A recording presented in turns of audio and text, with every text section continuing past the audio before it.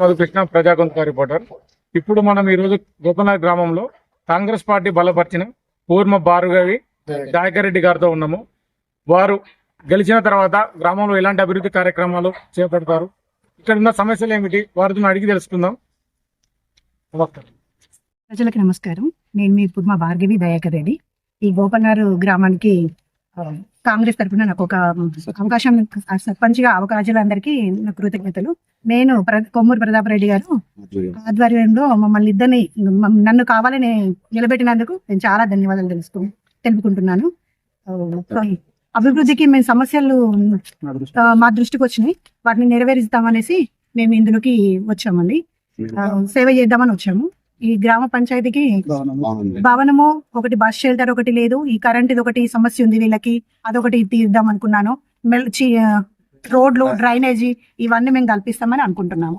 మా ఓన్ మనీతో కూడా ఇవన్నీ మేము చేస్తాం అనుకుంటున్నాం. బస్ షెల్టర్ ఒకటి, గ్రామ పంచాయతీ ఒకటి కరెంట్ ఒకటి, ఈ మూడు అయితే తప్పకుండా వేస్తాము. మెయిన్ ఈ రోడ్లు, ఈ కాలువలు ఇవన్నీ ఉన్నాయి, వాళ్ళ సమస్యలు ఇవన్నీ మేము తప్పకుండా చేస్తాము. మా ఓన్ ఖర్చుతో మేమే చేస్తామని మేము అనుకుంటున్నాము. మేము మెయిన్ ఏంటంటే ఈ పార్టీలకు వచ్చింది మేమేమో 10 రూపాయలు తినడానికి కాదు, మా తరపున ఏమన్నా వాళ్ళకి సాయం చేద్దామని వచ్చినాం. ఈ గ్రామాన్ని అభివృద్ధి చేయాలని మా పిల్లలు కూడా మాకు అదే చెప్పి పంపిస్తున్నారు అన్నట్టు. మా పిల్లలు ఇద్దరు యూఎస్ఏలోనే ఉంటారు.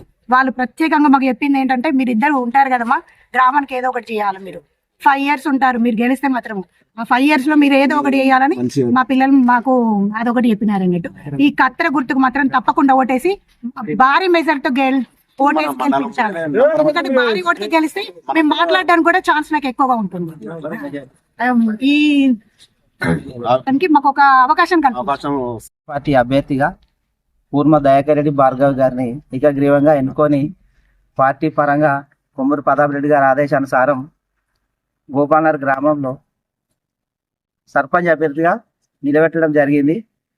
అదేవిధంగా గవర్నమెంట్ నుంచి ఎన్నో సంక్షేమ పథకాలు మా గోపాలనగర్కు వచ్చినాయి.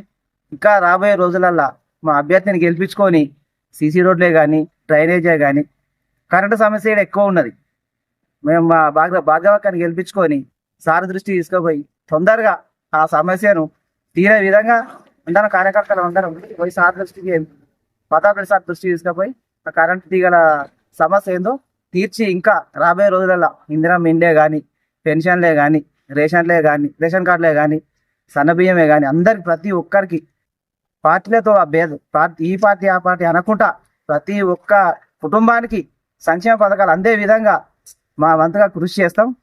భారీ మెజార్టీతో మా భార్గవక్కను గెలిపించుకొని సార్ దగ్గర దయచేసి మా గ్రామ ప్రజలకు విజ్ఞప్తి చేసి వేడుకుంటున్నాం. అందరికి దయచేసి మరీ విజ్ఞప్తి చేస్తున్నాం. కత్తెర గుర్తుకు ఓటేసి భారీ మెజార్టీతో గెలిపిస్తే అన్ని సంక్షేమ పథకాలు ప్రతి ఒక్క కుటుంబానికి అందే విధంగా మా వంతు సహాయం చేస్తాం.